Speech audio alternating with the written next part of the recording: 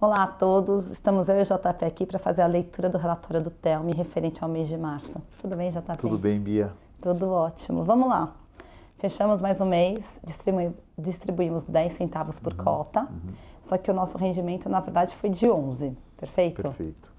E a gente teve algumas movimentações, que foi a venda de uma parte de um CRI. Se você puder explicar o que essa venda gerou e o que o fundo pretende fazer, né? Claro. O mês foi um mês bastante movimentado, diria, do cenário mais macro. E o fundo teve, como a Bia comentou, essa redução, que foi uma redução relevante do CRI que nós temos no portfólio. Nós tínhamos 4 milhões, um pouco mais de 4 milhões de reais do CRI de Prevent Senior.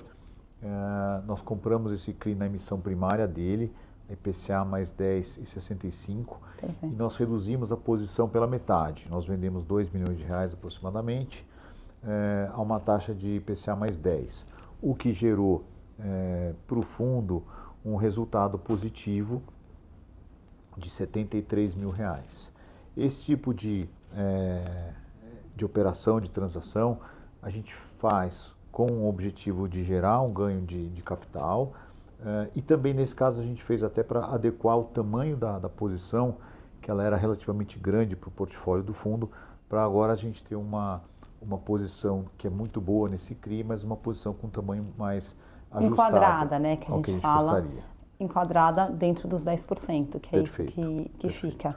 E a intenção do fundo crescendo é tornar mais recorrente esse tipo de operação, esse trade, né? Sem dúvida, a gente tem que estar sempre atento ao que acontece no mercado de crédito, e se há uma melhoria ou uma condição favorável para a gente sair ou reduzir uma posição com ganho, nós vamos estar atentos e fazer essa movimentação.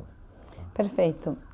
Outro ponto importante é que a gente menciona no fundo, no relatório, na primeira página, a gente menciona que tem uma perspectiva da recompra da casa, né, do projeto 3.600, não é isso? O nosso investimento em imóvel puro no Telme hoje é a casa do empreendimento RB 3.600, aqui na Rebouças. Existe, por parte do incorporador, uma opção para ele recomprar o imóvel do fundo em 12 meses. E existem 3 faixas de recompra. A primeira faixa de recompra era a um valor de 3 milhões e meio de reais.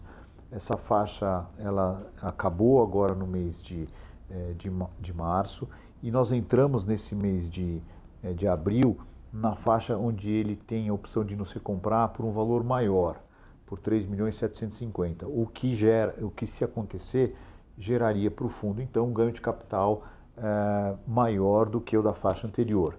E nós vamos ter uma última faixa no último quadrimestre dessa operação de 12 meses, onde ele tem uma opção de nos recomprar 4 milhões de reais. Só para a gente ter uma ideia, a casa vale hoje algo em torno de 4 milhões e 200, deve valer quando pronta, então no final aí do mês de junho, início de julho, provavelmente 4 milhões e meio. Então existe aí uma boa chance, uma boa possibilidade de o incorporador exercer o direito que ele tem de nos recomprar, mas se ele o fizer, vai gerar um bom ganho de capital para o fundo. Ô, JB, fiquei numa dúvida agora. Se ele recomprar a casa, ele paga de uma vez ou a gente parcela para ter uma distribuição recorrente maior? Como que hoje vocês, gestão, pensam em fazer? Porque isso acaba impactando, né? Quando nós desenhamos, Bia, essa transação, nós imaginamos que a recompra se daria à vista num único momento. Mas você bem colocou que pode fazer sentido para o fundo e também para atrair talvez um número maior de compradores, ou uma oferta mais atrativa, se a gente fizer um parcelamento não muito longo, fizer um parcelamento relativamente curto, justamente para conseguir gerar ganho de capital não só nesse primeiro semestre, mas também nos próximos. Que faz diferença, né? Comprar em novembro, pagar uma parte em novembro, outra em janeiro, já gera um ganho de capital. Não, super bacana. Você quer falar dos números do fundo? O fundo segue com um pouco mais de 104, 106 cotistas. Nós ganhamos alguns poucos cotistas no último mês. O fundo distribuiu 10 centavos, a gente teve um resultado de 11,3 centavos, acumulou um pouco de resultado para os exercícios futuros, para os próximos meses. Mas a gente tem hoje aproximadamente 60% do portfólio do fundo alocado em CRI.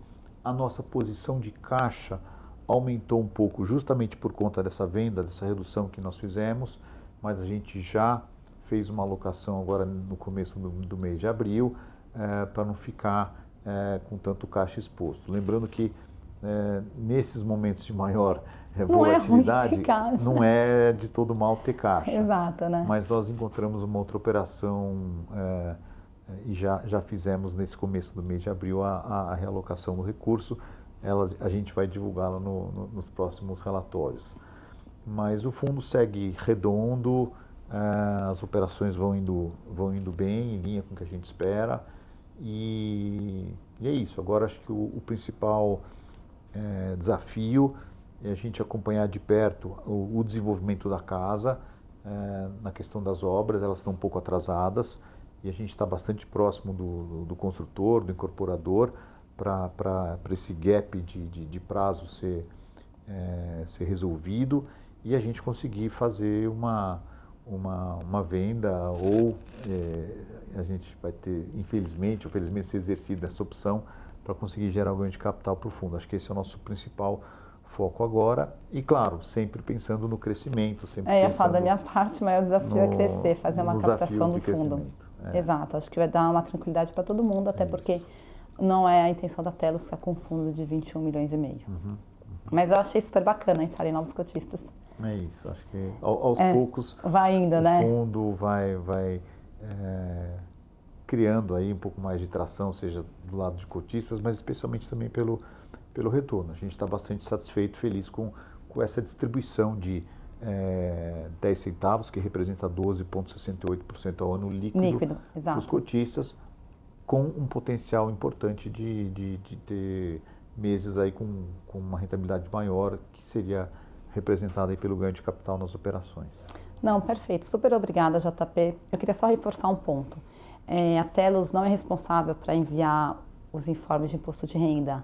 E a gente está tendo uma certa demanda, então assim, quem envia é o administrador do fundo. Para todos os fundos imobiliários, se você tem um fundo imobiliário, quem envia é o administrador. Então provavelmente deve estar no seu e-mail do tipo acesse o informe de imposto de renda do fundo imobiliário. E outro ponto que eu queria falar é que a gente vai continuar fazendo as gravações do relatório, no entanto elas serão trimestrais. Então a gente fez agora em março e caso aconteça algo extraordinário, a gente faz recorrente ou mensalmente.